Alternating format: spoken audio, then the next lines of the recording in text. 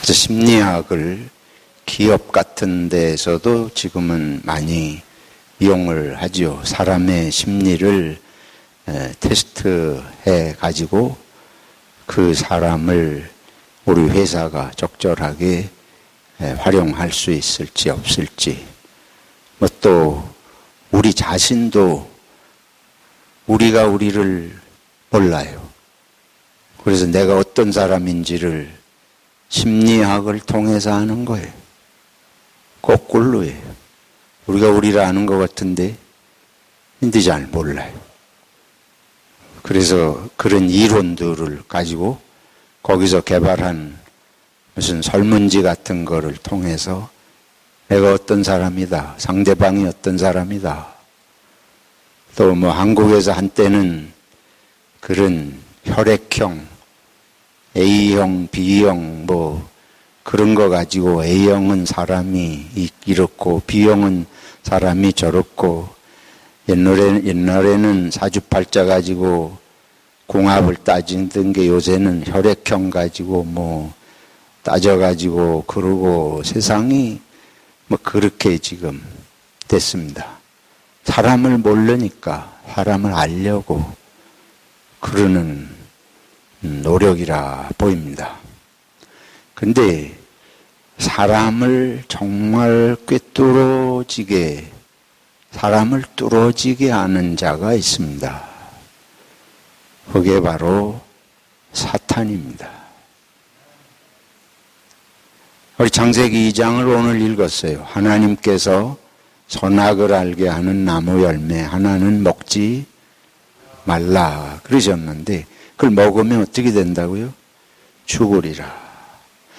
근데 창세기 3장에 보면 사탄이 와가지고 아담과 이브를 유혹을 해요. 뭐라고 유혹하는가 하면 시험하는 건데, 선악을 알게 하는 나무 열매를 먹어도 안 죽는다. 그러고 이 아담과 이브를 유혹한 겁니다. 그러니까 아담과 이브의 마음을 사탄이 꿰뚫고 어떻게 해야 사람이 넘어질 수 있나? 어떻게 해야 하나님의 말씀을 안 믿고 거역할 수 있나? 그걸 사탄이 아주 꿰뚫어 앓고 거기에 사람을 넘어지게 하기에 딱 맞는 시험을 한 거예요. 제가 오늘 제목을 죽음보다 강한 유혹이라고 제목을 붙였습니다. 하나님께서는 이걸 먹으면 죽으리라. 근데 아담과 이브가 결과적으로 어떻게 했어요? 먹었습니다. 그러니까 사탄의 유혹이 무엇보다 강하다는 얘기예요. 죽음보다 유혹이 더 강력해요. 그래서 인류는 이 강력한 죽음보다 죽는다고 그래도 따먹은 그 유혹에 의해서 죄의 길로 들어왔습니다. 오늘 선악을 알게 하는 나무라 그랬잖아요. 무슨 얘기예요? 성경이 구체적으로 그 내용 설명이 없지만 선악을 알게 한다. 그 말은 우리 창세기 1장에 하나님이 보시기에 모든 것이 어쨌다? 좋았다, 선했다. 악이라고 하는 건 거기 없어요. 하나님은 악을 지으시지 않으셨습니다. 하나님께서 아담과 이브를 지으셨을 때 그들의 마음이 뭐 했다는 말입니까? 선했다는 말입니다. 악을 알지 못했다는 말입니다. 악한 생각을 할 줄을 모르고 누구를 악하게 볼 줄을 모르는, 모든 것을 선하게 보고 다른 사람도 선하게 보고 생각이나 말이 다 행동이 선한 것만 생각할 줄 알고 행동할 줄 아는 그런 존재였다는 말씀입니다. 선악을 알게 한다는 것은 그래서 무서운 거예요. 이게 죽음이다. 악을 생각하는 마음, 남을 악하게 보는 마음, 남을 악하게 만드는 재주, 이런 게 인간 세계에 들어오면 그때부터 인간 세계는 낙원이 되지 못하고 뭐가 되겠어요? 지옥이 되겠습니다.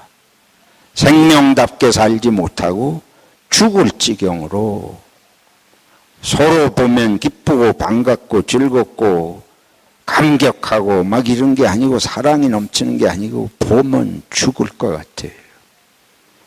이런 것이 인간 세상에 들어온 거를 말씀하는 거예요. 그런데 그거를 집어넣은 이 바이러스를, 그 바이러스를 집어넣은 게 사탄입니다. 그런데 이 코로나 바이러스가 인간의 세포에 달라붙는 접착력이 다른 무슨 바이러스보다도 1000배 이상 강하대요. 그러니까 인간 속에 들어와 가지고 그만큼 잘 나가지도 않고 잘 달라붙는 건데, 이 지금 사탄이 사람의 마음에 이 낚싯밥을 던지면 걸려들지 않고는 견딜 수 없는, 그걸 연구했지 않겠어요? 그 인간의 마음을 빤히 보고 그걸 던진 것입니다. 근데 거기 이제 여지없이 걸려들었습니다. 그게 뭔고 하면 거짓말을 한 것입니다. 하나님은 먹으면 어떡한다? 죽는다. 사탄은 먹어도 죽지 않는다. 오히려 뭐가 된다? 하나님이 된다. 그러니까 이게 죽음보다 강한 유혹이에요. 무섭게 그냥 무시하고 넘어갈 수 없는 그런 유혹이었습니다. 근데 그게 거짓말이었지 않습니까? 속임수였어요. 근데 그거에 넘어갔으니까 그 아담과 이브처럼 우리도 날마다 그 사탄의 속임수에 속아서 하루하루를 살고 있다는 현실의 이야기입니다. 이거는 옛날 동화 얘기가 아니고 오늘 저와 여러분의 이 세상 모든 인간의 살아가는 문제를 말씀하고 있습니다. 이 거짓이 인간을 죄악으로 빠뜨린 것입니다. 속임수. 사탄은 결코 정직한 존재가 아니었습니다. 그래서 인간이 죄악에 빠지게 된 최초의 사탄이 사용한 방법은 거짓이에요. 우리는 거짓은 별거 아닌 것처럼 생각하잖아요. 우리는 도둑질, 실제로 도둑질하고 실제로 살인하고 뭐 실제로 간음하고 이런 것들은 굉장한 죄로 생각하지만 거짓말을 누가 죄로 생각합니까? 우리 한국인은 거짓말 정도는 아주 대수롭지 않게 생각을 합니다. 근데 이 거짓말이, 사탄의 거짓말 속임수가 손가락 하나 까딱하지 않고 모든 인류를 무엇으로 몰아넣었어요? 죄로, 죽음으로 몰아넣었다, 그 말입니다. 그러니까 그 말은 인간이 죽음으로, 죽음도 불사하고 뛰어들어갈 수 있는 게 무엇에 의해서 그렇게 된 거 하니? 거짓말이에요. 속임수예요. 거짓은, 그러면 지금 말씀드린 대로 보면 거짓은 누가 사용하는 최고의 방법이에요? 사탄이. 우리가 거짓을 할 때마다 누구의 종이 된다고 볼 수 있습니까? 사탄의 종이다.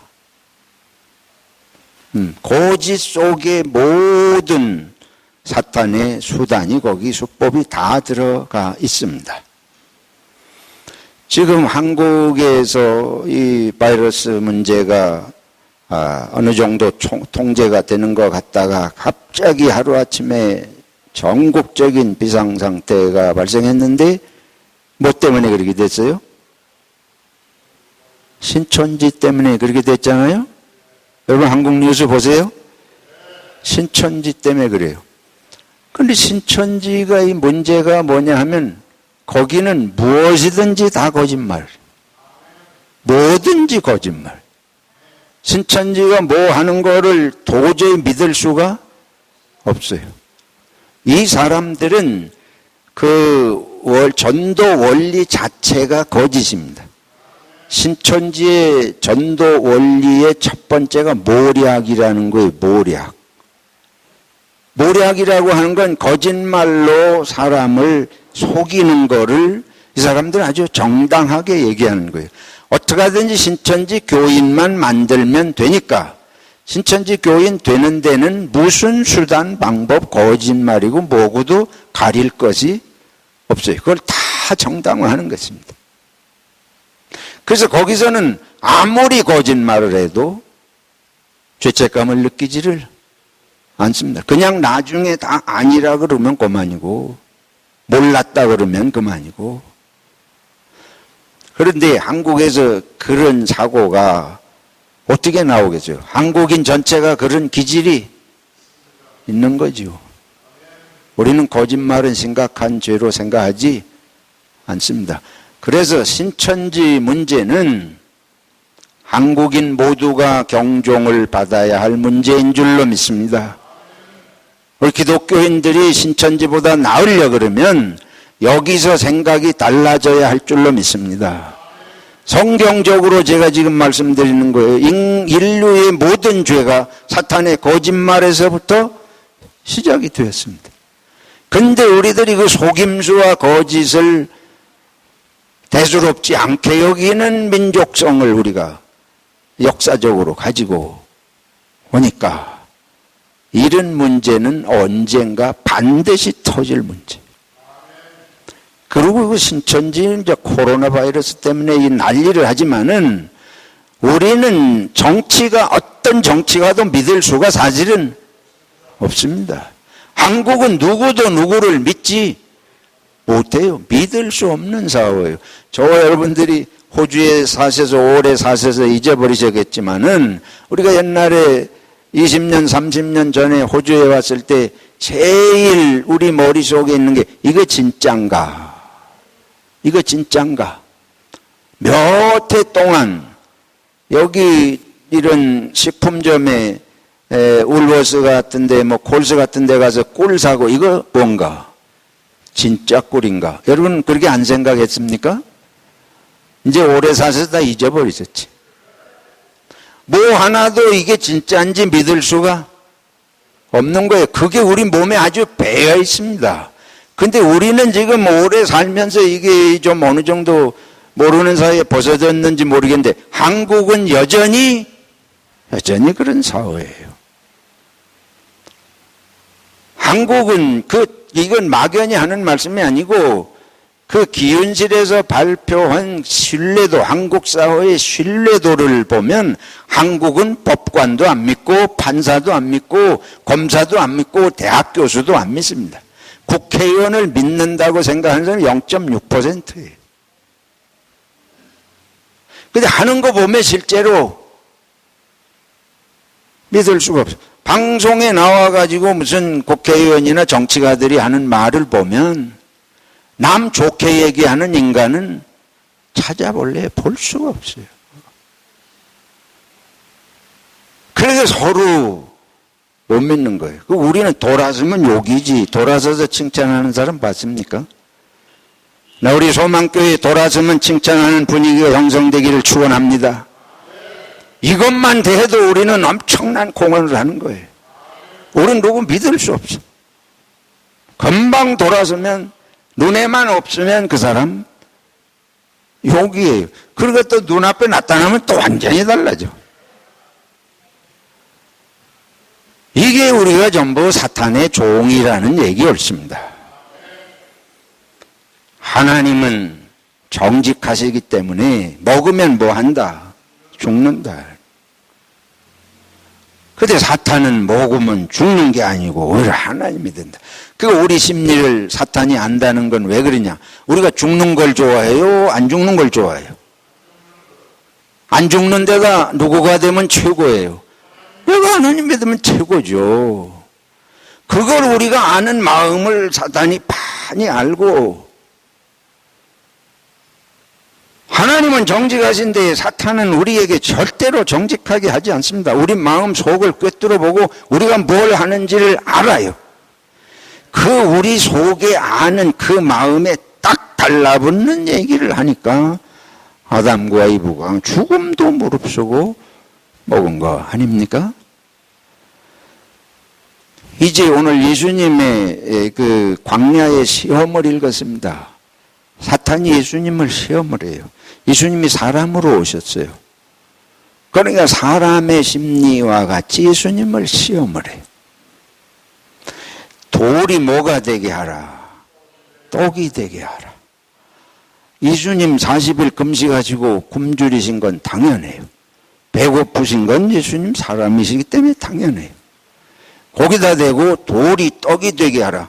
네가 하나님의 아들로 능력이 있지 않느냐? 저 같으면 그런 능력이 있으면 그렇게 하고 싶어요. 우리의 마음을 사탄은 압니다. 뭐라도 지금, 왜? 금식은 끝났으니까. 그냥 금식은 끝났는데 뭐라도 해서 먹을 거 있으면 먹어야지. 근데 여러분 생각을 해보십시오. 아니, 돌이 떡이 되게 해서 나쁠 게 뭐 있어요? 솔직히. 돌이 떡이 되게 해서 먹을 수 있으면 뭘 나빠요? 금식도 끝났는데. 그런 식으로 문제를 해결하면 세계의 식량 문제가 다 해결이 될 텐데 얼마나 기가 막힌 방법인데 왜 그걸 하지 말아요? 생각을 해보면 왜 그걸 하지 말아야 됩니까? 할 수 없어서 우리는 안 하는 거지. 할 수만 있으면 해야죠. 할 수만 있으면 해야죠. 아프리카에 굶주리는 사람들에게 가가지고 아프리카의 돌덩이가 떡이 되게 하라 하면 식량 문제가 다 해결되는데 왜 그걸 하지 말아야 됩니까? 뭐가 나쁜 게 뭐가 문제가 있어요? 고전돼.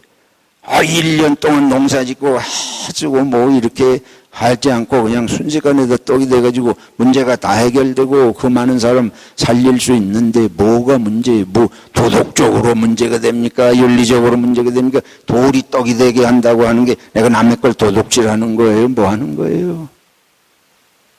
이상하잖아요. 문제될 게 뭐가 있어요? 이런 기적을 우리가 기적을 행할 수 있으면 우리는 다 하고 싶어요.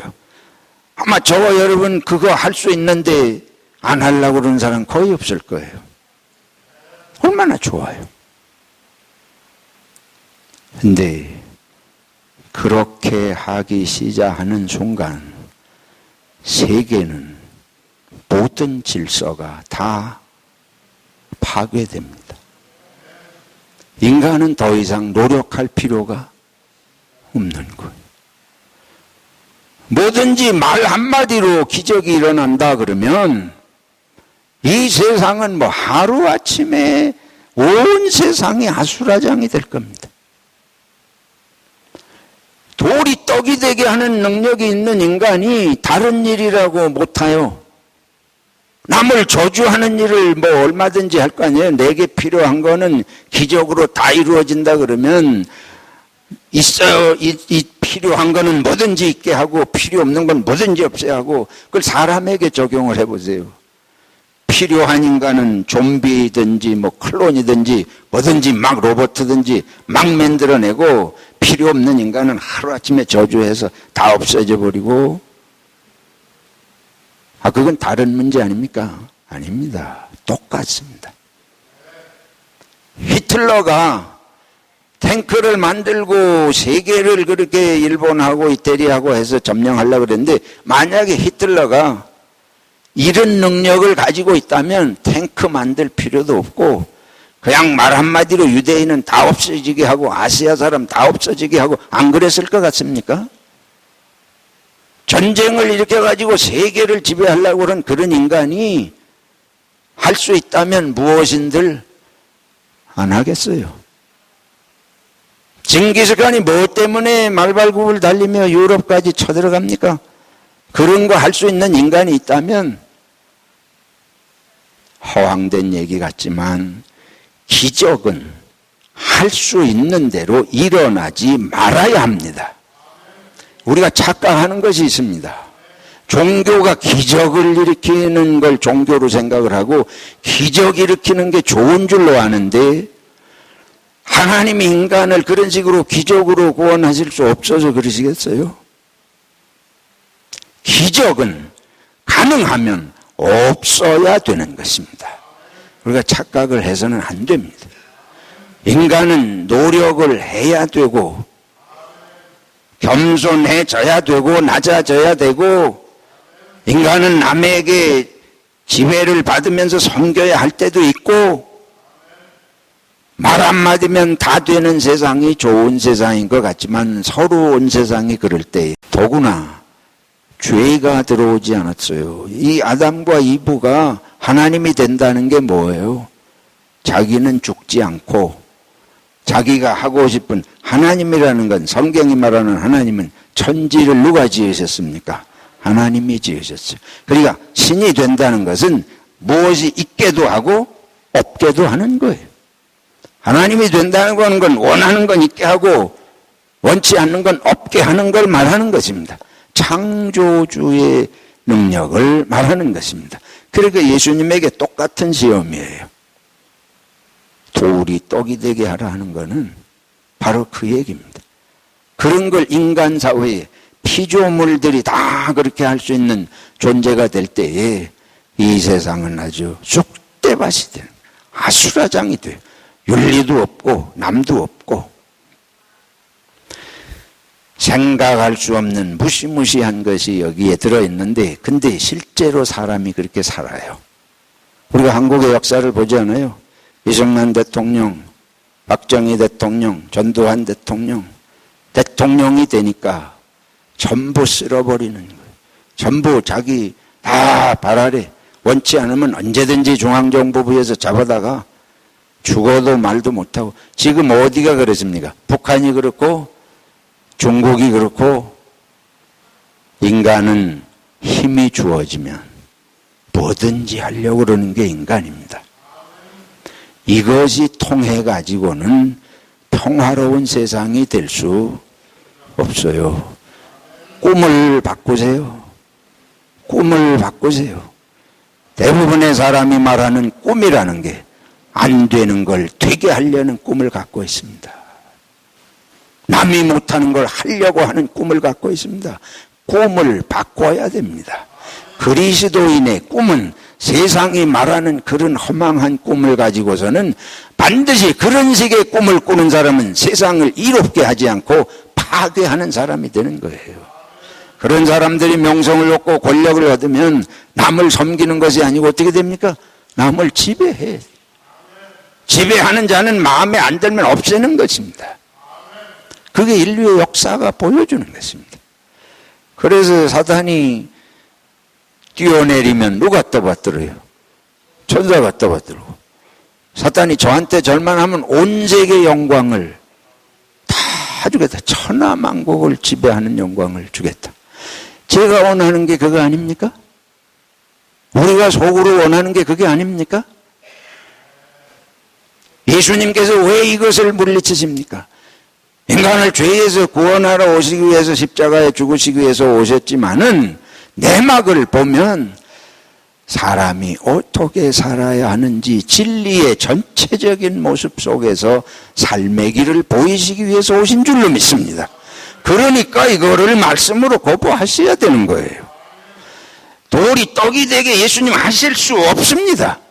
그러면 그때부터 그 예수는 사람 구원하러 오신 게 아니고 자기 증거하려고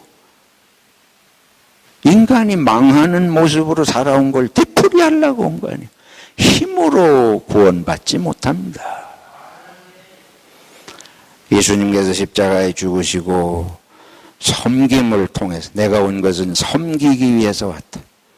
대속물로 나를 주어서 섬기기 위해서 오셨다고 하는 말씀은 삶이 그렇게 돼야 이 세상에 천국이 온다는 말씀인 줄로 믿습니다. 내가 유명해지고 내가 무슨 능력이 있고 지혜가 많고 남보다 IQ가 뭐 150이 넘어가고 이래가지고 세상에 평화를 줄 수 있는 것이 아니에요. 하나님께서 본래 그렇게 지으신 것이 아닙니다.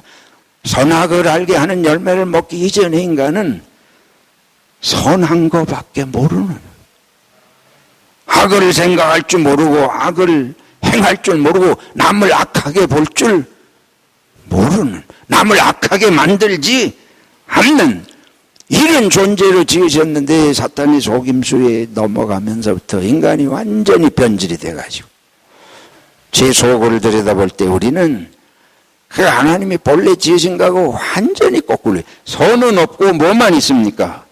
악만 있어요. 그래서 바울사도가 고백하지 않아요? 로마서 7장 8장을 읽어보면은 바울사도께서도 내가 행하려고 하는 선은 행하지 않고 뭐만 행한다? 악만 행한다. 내 속에 있는 악이 선을 이겨요.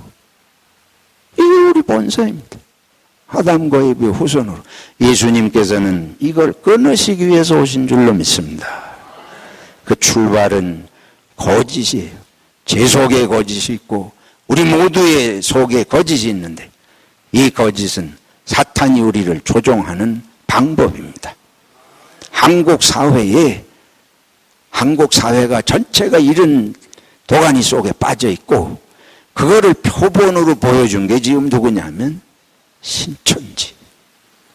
만약에 우리 한국의 교회들이, 한국의 정치가들이 이걸 깨닫고 우리 문제, 우리나라가 지금 이 코로나 바이러스로 고통을 하긴 하지만은 반드시 이건 극복이 되긴 될 텐데 우리들이 이게 우리 민족의 이 생활, 사고, 행동 이런 거하고 관련된 여기서 교훈을 얻어서 우리가 하나님 앞에서 정직해지는 훈련을 하라고 경종을 울려주셨다. 이 생각을 하면서 아담과 이브의 피를 생각하고 예수님께서 사탄의 그 강력한 3번의 유혹을 물리치신 이거를 생각하면서 함께 교회가 우리 사회를 향해서 이거를 깨닫고 본을 보일 수 있다면 우리는 신종 코로나 바이러스 때문에 치르는 대가에 수천 배의 유익한 은혜를 끼칠 줄로 믿습니다. 저 여러분도 용기를 가지시고 무엇이 악한 것에도 깨닫고 보면 선한 것으로 삼을 수 있는 요소들이 있습니다.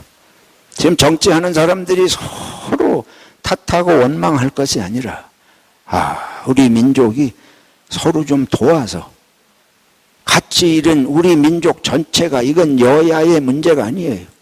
당신이나 나나 우리가 이런 문제에 같이 이게 젖어 있다 하는 걸 인정을 하고 같이 이런 걸 극복해 나가자 하는 소리가 어디선가 나와야 할 것입니다. 어디선가 이런 소리가 나오고 이 개신교에서 신천지뿐만 아니고 우리들이 다 같은 문제입니다. 이거를 이 거짓이 문제인 거를 천하에 드러났으니 우리가 이거 정신 차리고 기도하고 이걸 뿌리 깊은 문제로 해결하도록 합시다. 이 교회가 이런 소리 하면 한편에서는 욕을 먹을 거예요. 뭐라고 하든지 욕하는 인간이 항상 있으니까 욕을 먹겠지만 그러나 이것이 하나님이 한국교회를 통해서 한국 사회를 새롭게 해가시는 그런 은혜가 되고 출발점이 될 줄로 믿습니다.